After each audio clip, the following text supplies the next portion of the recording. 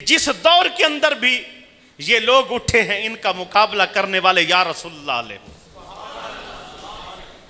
مسیلمہ کذاب اٹھا، جھوٹا مدعی نبوت، یہ کھڑا ہوا، اس نے آ کر دعویٰ کیا کہ میں نبی ہوں۔ صحابہ نے جماعت بھی، سیدنا صدیق اکبر کا دور تھا، جاؤ حفاظ بھی ہیں، علماء بھی ہیں، مشائخ بھی ہیں، بڑے بڑے علم رتبے والے لوگ ہیں، جاؤ لڑو ان کے ساتھ۔ بدری صحابہ کہیں نہیں جاتے تھے، ادب والے ان کا ادب کیا جاتا تھا، وہ معزز صحابہ تھے، لیکن مسیلمہ کذاب کے ساتھ جنگ پہ بدری صحابہ کو بھی صدیق اکبر نے بھیجا۔ اسی لیے یہاں کوئی نہیں، یہ بہت بڑی بات ہے، حضور کی ناموس اور عزت کا معاملہ ہے، اور جھوٹا مدعی نبوت آ گیا ہے۔ جب تک جان میں جان ہے، سانسیں چلتی ہیں، ہم ان خبیثوں کو نہیں چھوڑیں گے۔ پوری بہترین جماعت بنا کے بھیج دی گئی۔ جب گئے تو آگے کیا دیکھتے ہیں؟ نماز کا وقت ہے، انہوں نے اذان پڑھی، پریشان ہو گئے، یار یہ تو اذان پڑھ رہے ہیں۔ اذان میں محمد رسول اللہ کا لفظ لیا، اذان کے بعد نماز پڑھی، جیسے ہم نماز پڑھتے ہیں ویسے نماز پڑھی۔ جب شکل اور ظاہرداری دیکھی گئی، ان کے امامے ہیں، ان کے بھی امامے تھے، انہوں نے بھی سفید امامے پہنے، انہوں نے بھی سفید امامے پہنے، نماز ایک جیسی، شکل ایک جیسی، داڑیاں ایک جیسی، امامے ایک جیسے، لباس ایک جیسے۔ پریشان ہو گئے، کیا کریں؟ ادھر انہوں نے جب جنگ کے لیے تیاری کی، کہا اللہ اکبر، انہوں نے بھی کہا اللہ اکبر، معاملہ خراب ہو گیا۔ ادھر بھی اب پتہ ہی نہیں چل رہا، اب دو چار بندے ادھر اکٹھے کر دو، ایک دستار، ایک امامے، ایک صورت، ایک شکل، عرب تھے وہ بھی عربی تھے، کیا ہو گئے؟ مکس ہو گئے سارے۔ کہا یہ تو ہم اپنوں کو ہی مار ڈالیں گے، پتہ ہی نہیں چلے گا۔ صدیق اکبر رضی اللہ تعالیٰ عنہ سے عرض کی کیا کریں؟ آپ نے فرمایا میں کلیہ بتاتا ہوں، چلے جاؤ انشاءاللہ کامیابی ہو جائے گی۔ کہا جی کیا؟ کہا ابھی تقسیم ہو جائے گی، پتہ چل جائے گا سچ اور جھوٹ کا۔ جاؤ جنگ کے اندر، تم نے نعرہ تکبیر اللہ اکبر نہیں لگا، تم نے کہنا یا محمد یا رسول اللہ۔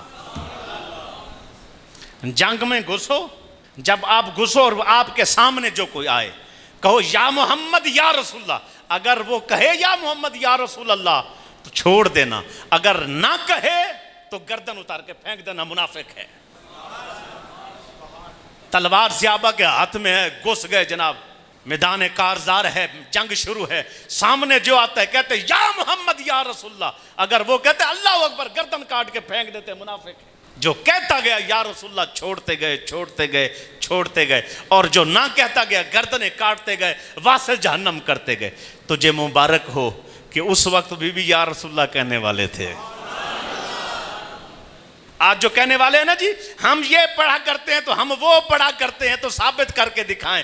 جی صحابہ کا جنگ میں نعرہ یا رسول اللہ تھا۔ 1908 کے اندر ایک جوان پیدا ہوا، اس کو باپ نے تھوڑا سمجھ بوجھ سکول بھیجا، وہ سکول نہ پڑھا۔ باپ نے مدرسہ بھیجا، مدرسہ ہی نہ پڑھا، نہ سکول کا کچھ آتا ہے، نہ مدرسے کا کچھ آتا ہے، نہ قرآن آتی ہے، نہ حدیث آتی ہے، سادہ سا مسلمان ہے۔ اپنے محلے میں یہی پہچان ہے، بس یہ پڑھا لکھا نہیں ہے جی، ان پڑھ ہے۔ 1929 یا 1930 کا دور آیا، ایک ظالم، ایک بے دین، ایک ہندو راجپال نے گستاخی کی، کتاب لکھ ڈالی میرے نبی کے، نعوذ باللہ، ایسے بکواس کی اس نے، اور میں وہ نام نہیں لوں گا، میرا دل نہیں برداشت کرتا۔ وہ کتاب جب پہنچی، علماء نے خطاب کیے، بتایا یار ایک ہندو نے اتنی بڑی گستاخی کی ہے ہماری آقا کی شان میں۔ اس وقت وہی جوان جو پڑھا لکھا نہیں تھا نا، جس کو سمجھ کوئی نہیں تھی، اور گلی سے دوسرا کوئی جانتا نہیں تھا، محلے والے بھی کہتے ان پڑھ ہے، اس نے خنجر لیا، ماں کے پاس بیٹھ کے ماں کو کہتے امی جی ناشتہ کھلاؤ۔ تاریخ گواہ اخباروں میں لکھا ہے، اس وقت کی اخباریں میں نے دیکھی، اگر کسی کو شوق ہو گوگل میں جائے تو انشاءاللہ اس کو یہ مواد مل جائے گا۔ ماں کو کہتا ہے ماں مجھے روٹی کھلاؤ، ماں اس کو روٹی کھلا رہی ہے، کانپ رہا ہے۔ ماں کہتی ہے بیٹا آج تیری حالت تھوڑی بدلی ہے، لہجہ بھی بدلا ہے۔ کہا ماں کیا کروں، سانسیں بھی لے رہے ہیں ہم، زندہ بھی ہیں، آج ہمارے نبی کے گستاخ بھی دندناتے پھرتے۔ کہا بیٹا کیا ہو گیا ہے؟ کہا حضور کی شان میں فلاں ہندو نے گستاخی کر دی، امی جی دعا کرو یہ تیرا بیٹا اس کو واصل جہنم کرے۔ ماں نے روٹی بھی دی، تھپکی بھی دی، دعا بھی دی۔ ابھی روٹی مکمل نہ کی تھی، تھوڑے چند نوالے لیے تو اٹھ کے چلا گیا۔ صبح کا وقت ہے، ابھی لوگوں نے اپنی دوست کی دکان تھی راجپال کی، اس نے دکان کھولی ہی تھی، تو یہ لے جا کے نا خنجر اس کے پیٹ میں 2-4 ایسے لگائے، واصل جہنم کیا، تو وہاں سے چلے گئے۔ ہندوؤں نے شور مچا دیا، دوست کے نوکر تھے ادھر، انہوں نے شور مچا دیا کہ مسلمانوں کا ایک لڑکا آیا تھا، راجپال کو مار کے تو دوڑ گیا ہے۔ تو سامنے نلکا تھا، اس کے اوپر وہ خنجر دھو رہے تھے۔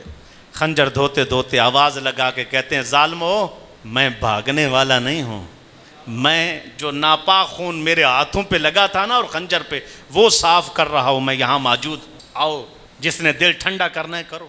میں پوچھتا ہوں، عمر تھی 21 سال، 20 سال یا 22 سال، اس سے زیادہ عمر نہیں۔ جو کبھی سکول نہ پڑھا ہو، جو کبھی مدرسہ نہ پڑھا ہو، جس کو سمجھ ہی نہ ہو، اس کا یہ عالم ہے کہ میرے آقا کی گستاخی ہو جائے تو وہ برداشت نہیں کرتا۔ اب میں یہ سوال کرتا ہوں، جب تک بکے نہ تھے تو کوئی پوچھتا نہ تھا، آقا آپ نے خرید کر انمول کر دیا۔ 1920 کے کوئی وزیر کا نام بتاؤ، 1921 کے، 22 کے، 24 کے، 25 کے، 30 کے صدر اور وزیر کا نام بتاؤ۔ اس دور کے اندر کون تھا نام بتاؤ۔ لیکن بچے سے بھی پوچھو گے تو بتا بھائی راجپال کو مارنے والا کون تھا، کہے گا علم دین شہید۔ اور پھر تجھے مبارک ہو، علم دین بھی یا رسول اللہ کہنے والا تھا۔ تاریخ اٹھاؤ، جب گستاخ کھڑا ہوا اس کے مقابلے میں حضور کا غلام آیا یا رسول اللہ کہنے والا۔ غازی علم دین شہید جب جیل میں تھے نا، غازی صاحب بیٹھے تھے تو دیدار علی شاہ صاحب، پیر جماعت علی شاہ صاحب، اسی طرح علامہ اقبال جیسے سارے یہ زیارتوں کو جایا کرتے تھے۔ پیر جماعت علی شاہ صاحب خود فرماتے، میں گیا تو میں اس کے روب سے ایسے، روب مجھ پہ اتنا طاری ہوا، میں سلام کرتے ہوئے بھی میری زبان جو ہے نا ہچکچا رہی تھی۔ اتنی دیر میں میرا جی چاہا کہ میں سورہ یوسف اس کو سناؤں، کیونکہ یہ آپ پڑھے لکھے نہیں ہیں، چلیں تھوڑے قرآن کی تلاوت ان کو میں سناتا ہوں، تھوڑا اور بیٹھنے کا شرف ملے گا۔ اتنی دیر میں انہوں نے شروع کی، سورہ یوسف شروع کی۔ کہتے ہیں کہ مجھے بار بار بھولنا شروع ہو گیا، میں جہاں بھولا غازی علم دین شہید نے مجھے ہر جگہ پہ لقمہ دیا۔ آخر پہ مجھ سے نہ پڑھی گئی، میں سورہ مکمل نہ کر سکا۔ جب میں مکمل رک گیا تو غازی علم دین شہید نے پوری سورہ یوسف خود تلاوت فرما دی۔ میں حیران ہو گیا کہ یار میں سوچتا تھا کہ جو ہے نا علم لدنی کیسے ملتا ہے، علم لدنی فلاں وظیفے سے ملتا ہے، علم لدنی اسم اعظم کرنے سے ملتا ہے۔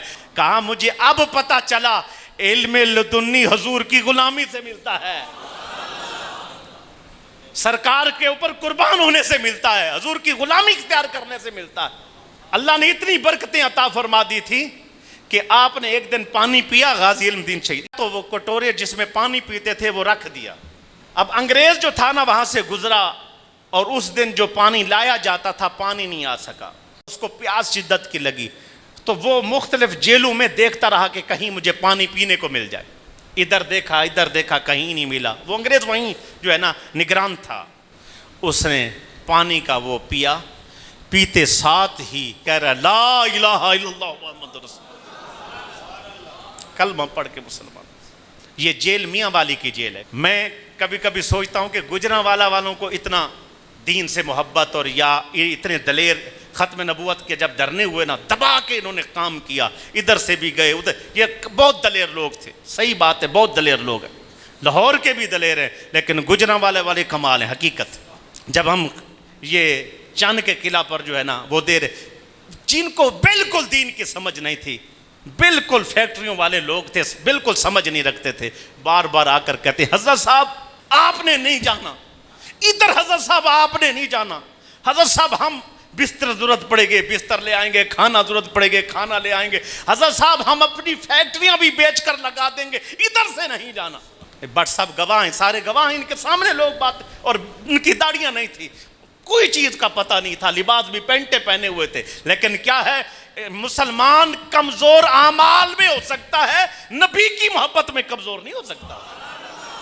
غازی علم دین شہید کو لاہور سے گجرانوالہ جیل میں لایا گیا تھا، گجرانوالہ رکھنے کے بعد غازی علم دین شہید کو پھر میاں والی کی جیل میں لے جایا گیا۔ یہ انہی بزرگوں کے چند سانسیں جو گجرانوالہ میں لے گئے نا، انہی کے ایمان کی برکت ہے جو ابھی تک ایمان تازہ ہے۔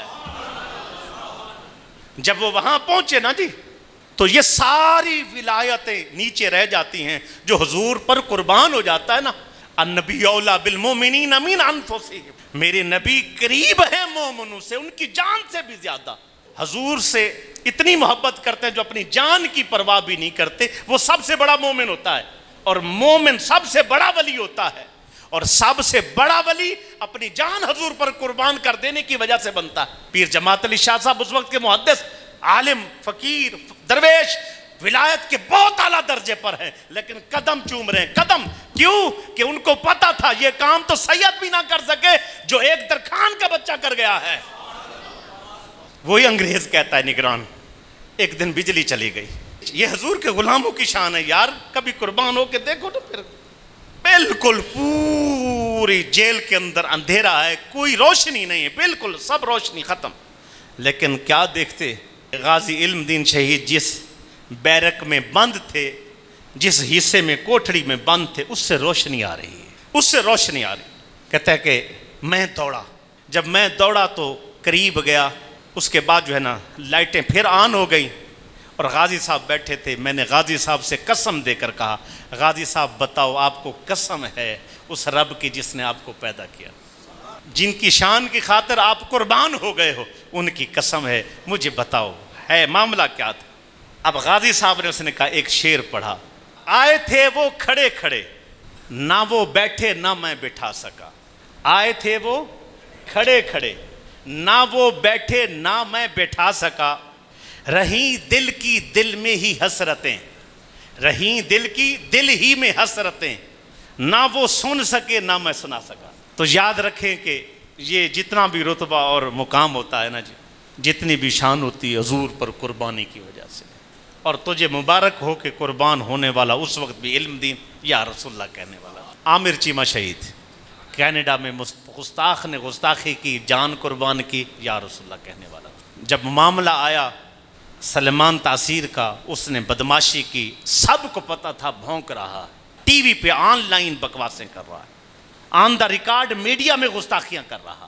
لیکن ٹھیک ہے کسی کی محبت پہ ہم نہیں کہتے، لیکن جتنی محبت دل میں ہوتی ہے، جن کے پاس ہوتی ہے، پھر وہی قربانی دیتے. پھر اٹھا ممتاز قادری، وہ بھی یا رسول اللہ کہنے والا.